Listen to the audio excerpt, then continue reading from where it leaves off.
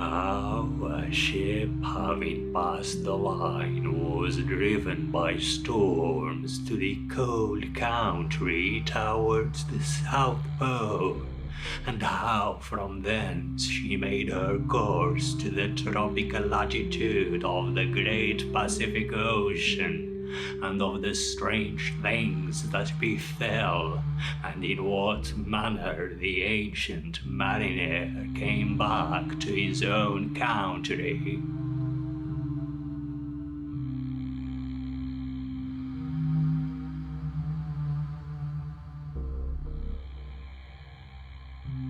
It is an ancient mariner, and he stoppeth one of three.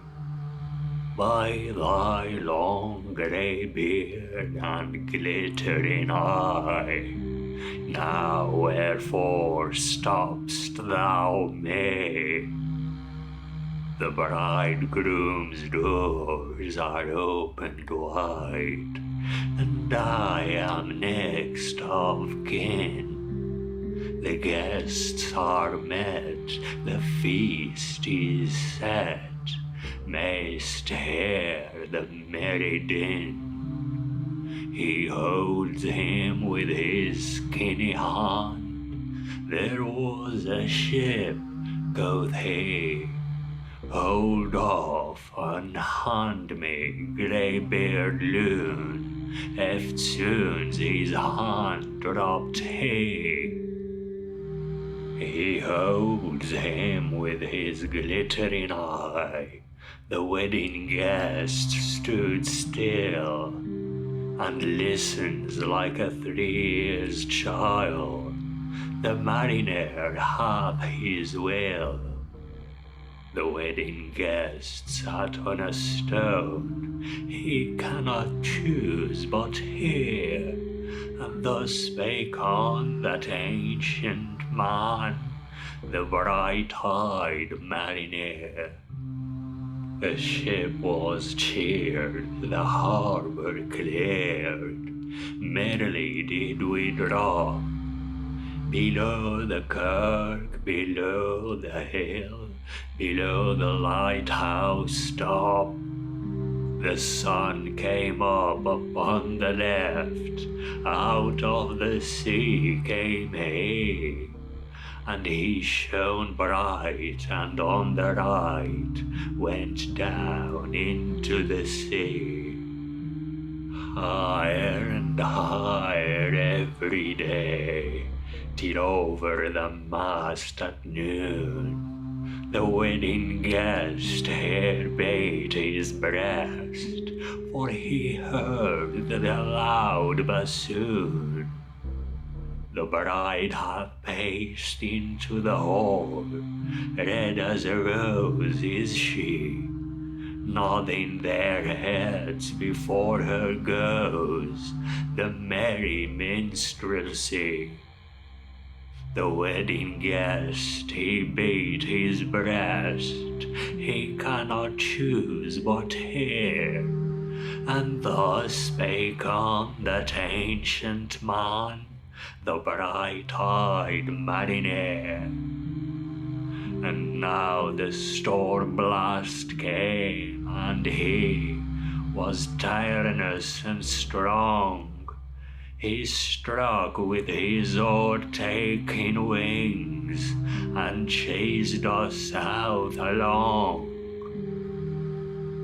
With sloping masts and dipping prow, as who pursued with yell and blow, still treads the shadow of his foe, and forward bends his head. The ship drove fast, loud roared the blast, and southward high we fled. And now there came both mist and snow, and it grew wondrous cold, and eyes mast high came floating by, as green as emerald. and through the drifts the snowy cliffs did send a dismal sheen, nor shapes of men nor beasts we ken, the ice was all between. The ice was here, the ice was there, the ice was all around. It cracked and growled and roared and howled like noises in a swound. At length did cross an albatross, through the fog it came, as if it had been a Christian soul. We hailed it in God's name. It ate the food it ne'er had ate, and round it flew. The ice did split with a thunder fit, the helmsman steered us through, and a good south wind sprung up behind, the albatross did follow, and every day for food or play came to the mariner's hollow. In mist or cloud, on mast or shroud, it perched for vespers nine, whiles all the night through fog smoke white glimmered the white moonshine. God save thee, ancient mariner, from the fiends that plague thee thus. Why look'st thou so? With my crossbow I shot the albatross.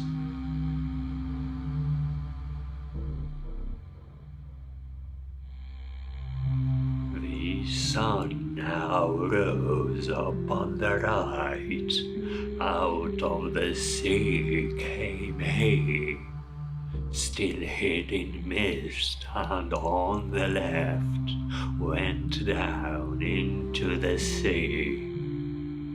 And the good south wind still blew behind, but no sweet bird did follow, nor any day for food or play came to the mariner's hollow. And I had done a hellish thing, and it would work him woe. For all averred I had killed the bird that made the breeze to blow. Ah, wretch, said they, the bird to slay that made the breeze to blow. Nor dim nor red, like God's own head, the glorious sun oppressed. Then all averred I had killed the bird that brought the fog and mist. 'Twas right, said they, such birds to slay that bring the fog and mist. The fair breeze blew, the white foam flew, the furrow followed free. We were the first that ever burst into that silent sea. Down dropped the breeze, the sails dropped down. 'Twas sad as sad could be, and we did spake only to break the silence of the sea. All in a hot and copper sky, the bloody sun at noon, right up above the mast did stand, no bigger than the moon.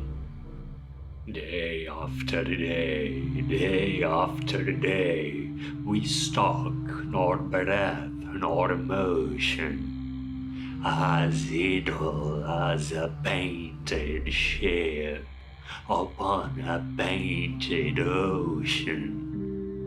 Water, water everywhere, and all the boards did shrink. Water, water everywhere, nor any drop to drink. The very deep did rot, O Christ, that ever this should be. Yeah, slimy things did crawl with legs upon the slimy sea. About, in reel and out, the death fires danced at night. The water, like a witch's oils, burnt green and blue and white. And some in dreams assured were of the spirits that plagued us so. 9 fathom deep he had followed us from the land of mist and snow, and every tongue through uttered rot was withered at the root. We could not speak no more than if we had been choked with soot. Ah, well-a-day, what evil looks had I from old and young. Instead of the cross, the albatross about my neck was hung.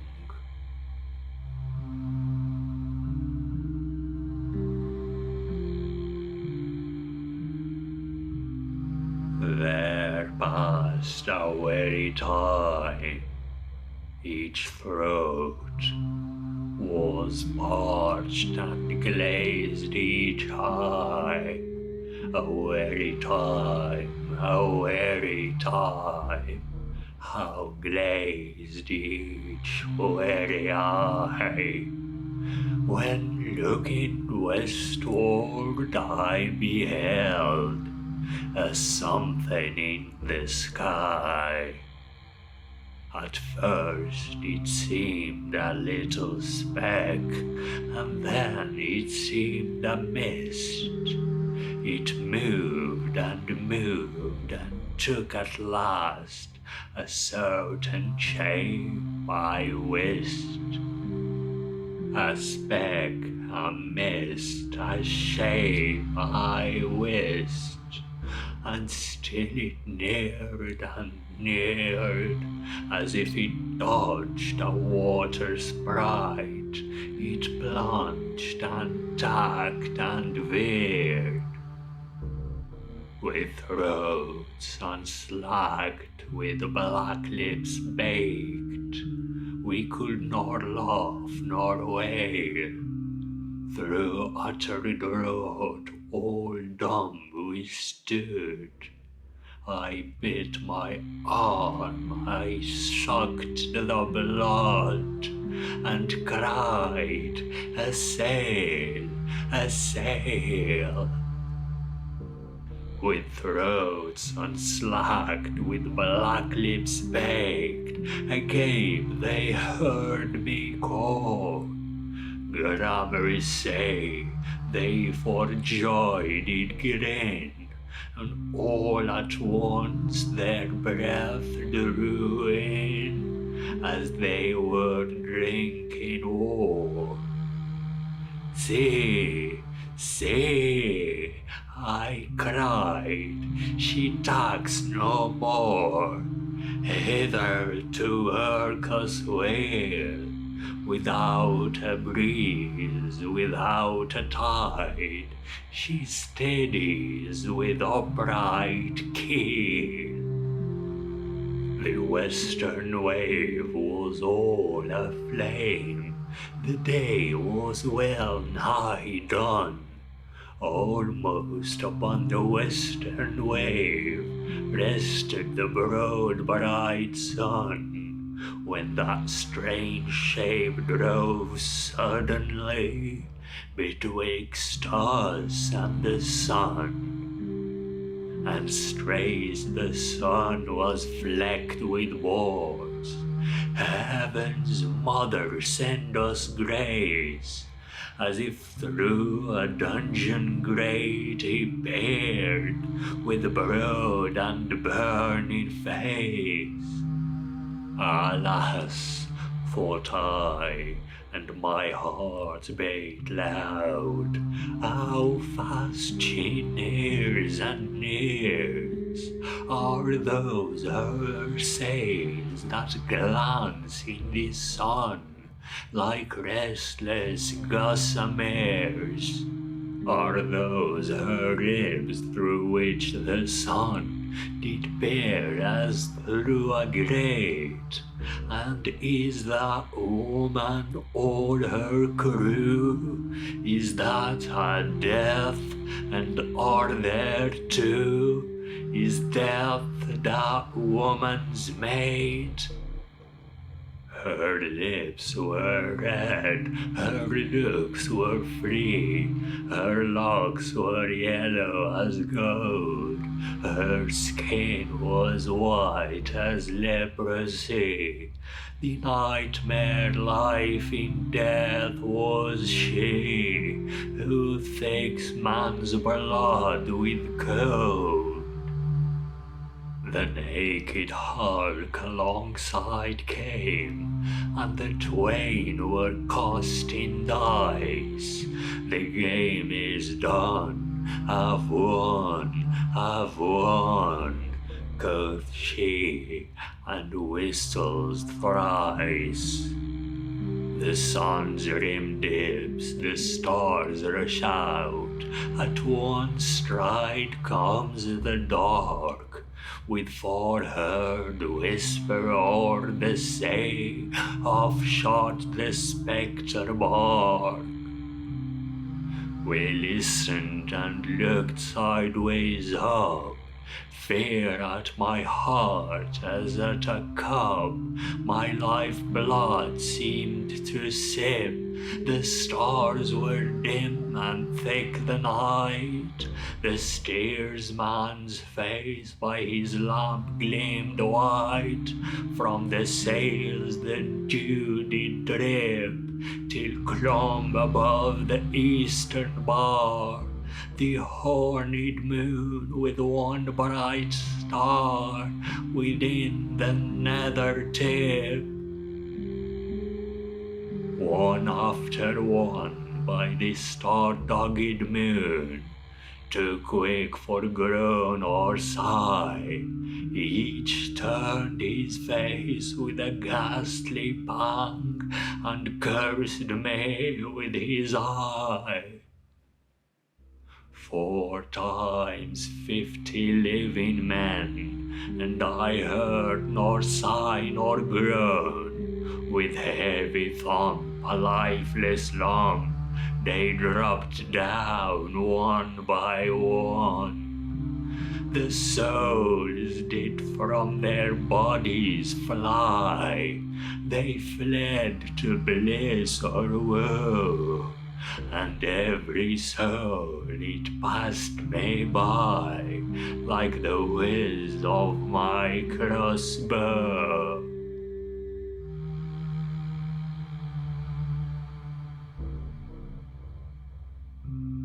I fear thee, ancient mariner, I fear thy skinny hand, and thou art long and lank and brown as is the ribbed sea sand.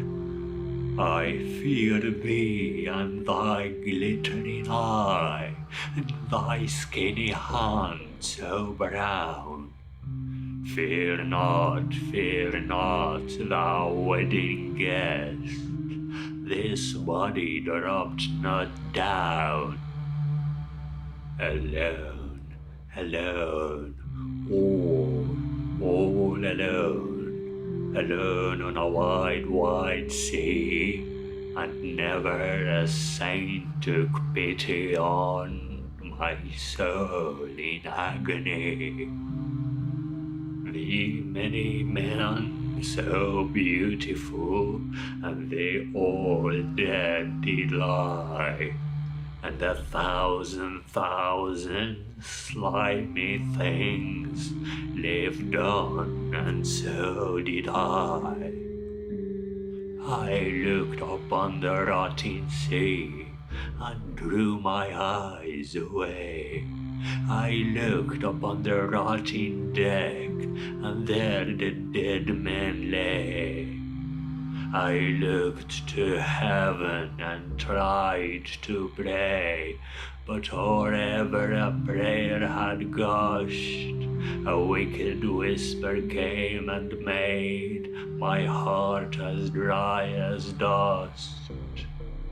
I closed my lids and kept them closed, and the boards like pulses beat, for the sky and the sea and the sea and the sky lay dead like a load on my weary eye, and the dead were at my feet.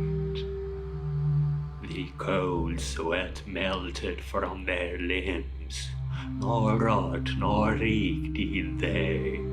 The look with which they looked on me had never passed away.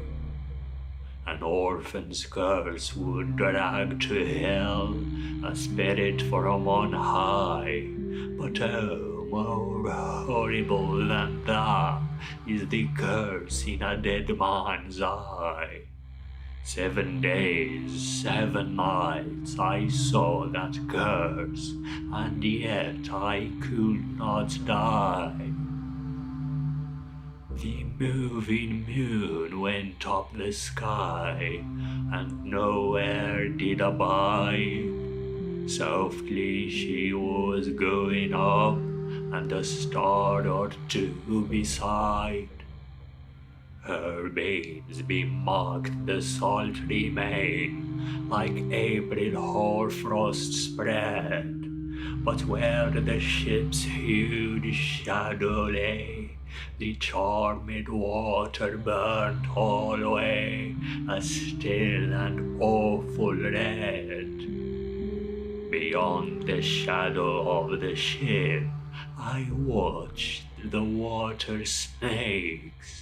They moved in tracks of shining white, and when they reared, the elfish light fell off in hoary flakes.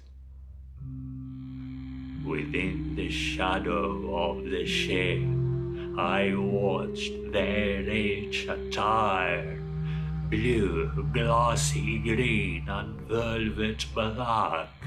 They coiled and swam, and every track was a flash of golden fire. Oh, happy living things, no tongue their beauty might declare. A spring of love gushed from my heart, and I blessed them unaware. Sure, my kind saint took pity on me, and I blessed them unaware. The self-same moment I could pray, and from my neck so free, the albatross fell off and sank like lead into the sea. Oh, sleep, it is a gentle thing, beloved for a bow to bow. To Mary Queen the praise be given. she sent the gentle sleep from heaven that slid into my soul. The silly buckets on the deck that had so long remained, I dreamt that they were filled with dew, and when I awoke it rained. My lips were wet, my throat was cold, my garments all were dank. Sure I had drunken in my dreams, and still my body drank. I moved and could not feel my limbs. I was so light, almost I thought that I had died in sleep and was a blessed ghost. And soon I heard a roaring wind. It did not come anear, but with its sound it shook the sails that were so thin and sere. The upper air burst into life, and 100 fire flags sheen. To and fro they were hurried about, and to and fro and in and out, the wan stars danced between. And the coming wind did roar more loud, and the sails did sigh like sedge, and the rain poured down from one black cloud. The moon was at its edge. The thick black cloud was cleft, and still the moon was at its side. Like waters shot from some high crag, the lightning fell with never a jag, a river steep and wide. The loud wind never reached the ship, yet now the ship moved on. Beneath the lightning and the moon, the dead men gave a groan. They groaned, they stirred, they all uprose, nor spake nor moved their eyes. It had been strange, even in a dream, to have seen those dead men rise. The helmsman steered, the ship moved on, yet never a breeze up blew. The mariners all gan work the ropes where they were wont to do. They raised their limbs like lifeless stools. We were a ghastly crew. The body of my brother's son stood by me, knee to knee. The body and I pulled at one rope, but he said naught to me. I fear thee, ancient mariner. Begone, thou wedding guest. 'Twas not those souls that fled in pain, which to their corses came again, but a troop of spirits blessed. For when it dawned, they dropped their arms and clustered round the mast. Sweet sounds rose slowly through their mouths, and from their bodies passed. Around, around flew each sweet sound. They darted to the sun. Slowly the sounds came back again, now mixed, now one by one. Sometimes a dropping from the sky, I heard the skylark sing. Sometimes all little birds that are, how they seemed to fill the sea and air with their sweet jargoning. And now 'twas like all instruments, now like a lonely flute, and now it is an angel's song that makes the heavens be mute. It ceased, yet still the sails made on, a pleasant noise till noon, a noise like of a hidden brook in the leafy month of June, that to the sleeping woods all night singeth a quiet tune. Till noon we quietly sailed on, yet never a breeze did breathe. Slowly and smoothly went the ship, moved on from beneath. Under the keel 9 fathom deep, from the land of mist and snow, the spirit slid, and it was he that made the ship to go. The sails at noon left off their tune, and the ship stood still also. The sun right up above the mast had fixed her to the ocean, but in a minute she got stir with a short and easy motion, backwards and forwards half her length, with a short and easy motion. Then like a pawing horse let go, she made a sudden bound. It flung the blood into my head, and I fell down in a swound.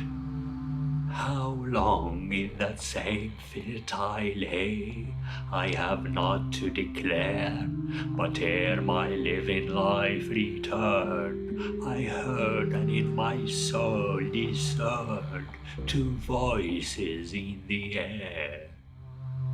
Is it he, quoth one, is this the man, by him who died on cross, with his cruel bow he laid full low the harmless albatross? The spirit who bideth by himself the land of mist and snow, he loved the bird that loved the man who shot him with his bow. The other was a softer voice, as soft as honey dew. Quoth he, the man hath penance done, and penance more will do.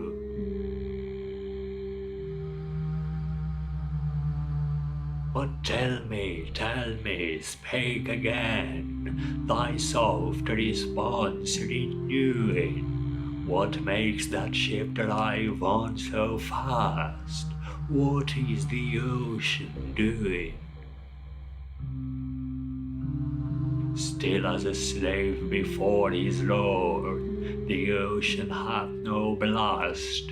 His great bright eye most silently up to the moon is cast.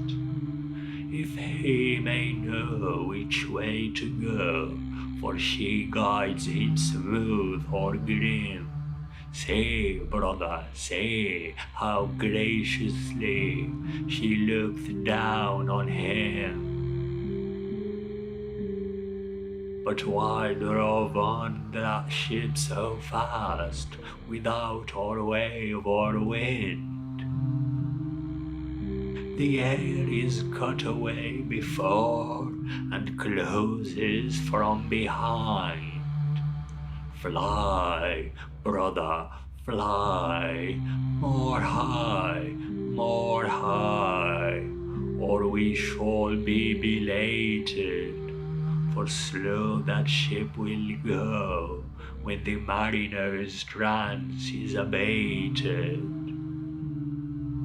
I woke, and we were sailing on, as in a gentle weather. 'Twas night, calm night, the moon was high, the dead men stood together. All stood together on the deck for a charnel dungeon fitter. All fixed on me their stony eyes, that in the moon did glitter. The pang, the curse with which they died, had never passed away. I could not draw my eyes from theirs, nor turn them up to pray. And now this spell was snapped once more. I viewed the ocean green, and looked forth, yet little saw of what had else been seen. Like one that on a lonesome road doth walk in fear and dread, and having once turned round walks on, and turns no more his head, because he knows a frightful fiend doth close behind him tread. But soon there breathed a wind on me, nor sound nor motion made. Its path was not upon the sea, in ripple or in shade. I raised my hair, it fanned my cheek, like a meadow gale of spring. It mingled strangely with my fears, yet it felt like a welcoming. Swiftly, swiftly flew the ship, yet she sailed softly too. Sweetly, sweetly blew the breeze, on me alone it blew. Oh, dream of joy, is this indeed the lighthouse top I see? Is this the hill? Is this the kirk? Is this mine own country? We drifted o'er the harbour bar, and I with sobs did pray, oh, let me be awake, my God, or let me sleep alway. The harbour bay was clear as glass, so smoothly it was strewn, and on the bay the moonlight lay, and the shadow of the moon. The rock shone bright, the kirk no less, that stands above the rock, the moonlight steeped in silentness, the steady weathercock. And the bay was white with silent light, till rising from the same, full many shapes that shadows were, in crimson colors came. A little distance from the prow, those crimson shadows were. I turned my eyes upon the deck, O Christ, what saw I there? Each corse lay flat, lifeless and flat, and by the holy rood, a man all light, a seraph man, on every corse there stood. This seraph band each waved his hand, it was a heavenly sign. They stood as signals to the land, each one a lovely light. This seraph band each waved his hand, no voice did they import, no voice, but oh, the silence sank like music on my heart. But soon I heard the dash of oars, I heard the pilots cheer. My head was turned perforce away, and I saw a boat appear. The pilot and the pilot's boy, I heard them coming fast. Dear Lord in heaven, it was a joy the dead man could not blast. I saw a third, I heard his voice, it is the hermit good. He singeth loud his godly hymns that he makes in the wood. He'll shrieve my soul, he'll wash away the albatross's blood.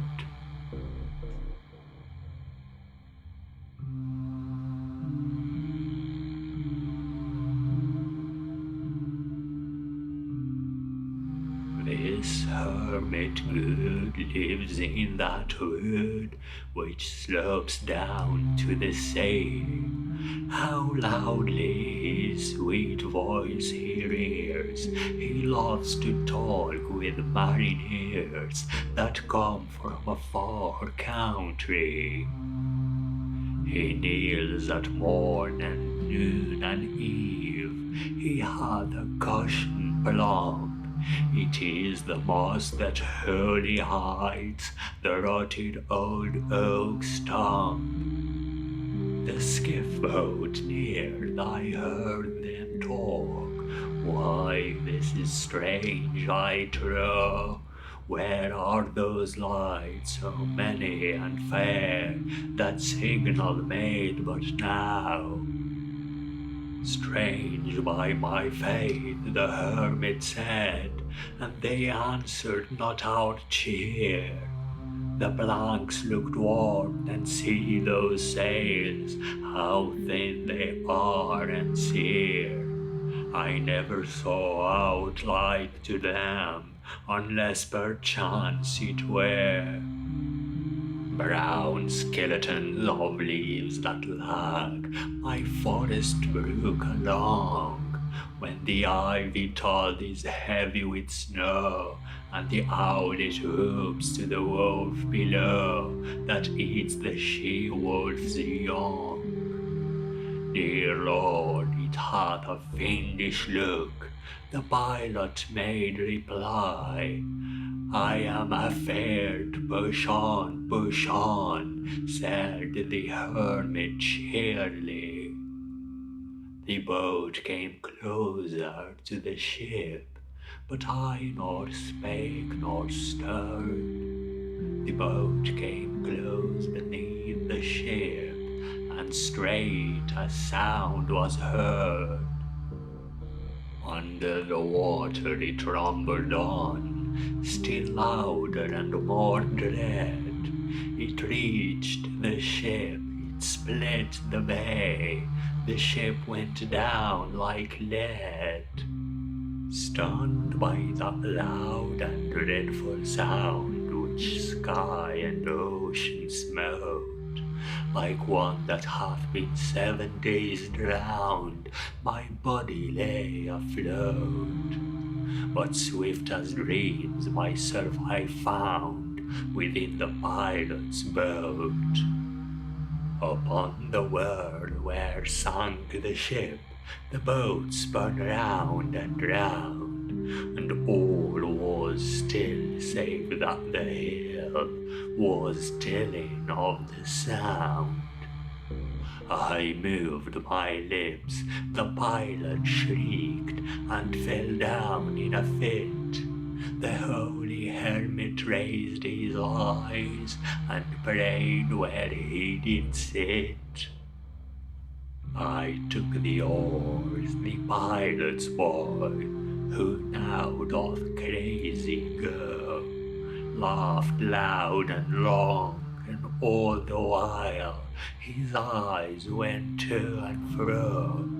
Ha, ha, quoth he, full plain I see, the devil knows how to row. And now all in my own country I stood on the firm land. The hermit stepped forth from the boat, and scarcely he could stand. Oh, shrieve me, holy man. The hermit crossed his brow. Say quick, quoth he, I bid thee say, what manner of a man art thou? Forthwith this frame of mine was wrenched, with a woeful agony, which forced me to begin my tale, and then it left me free. Since then, at an uncertain hour, that agony returns, until my ghastly tale is told, this heart within me burns. I pass like night from land to land, I have strange power of speech. That moment that his face I see, I know the man that must hear me, to him my tale I teach.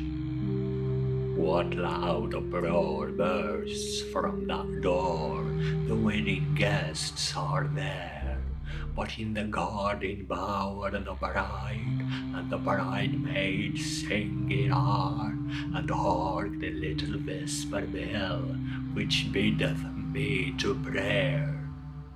O wedding guest, this soul hath been alone on a wide sea.